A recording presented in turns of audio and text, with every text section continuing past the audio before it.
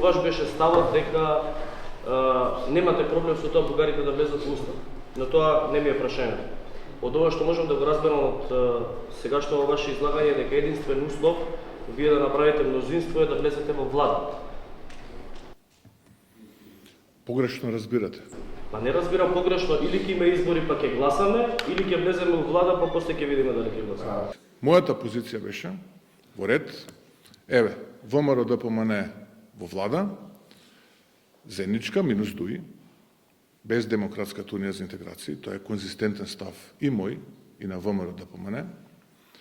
Го почнуваме процесот со преодни завршни одредби кои што велат вака.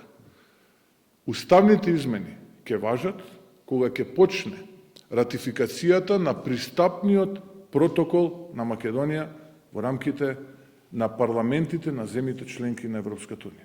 Времетраењето кога ќе се имплементира, кога ќе се ратификува или кога ќе се имплементира менувањето на уставот и ставањето на бугарите во устав, тоа не го менува фактот дека вие сте се согласиле да го гласате уставот, ама тоа да важи со одложено дејство.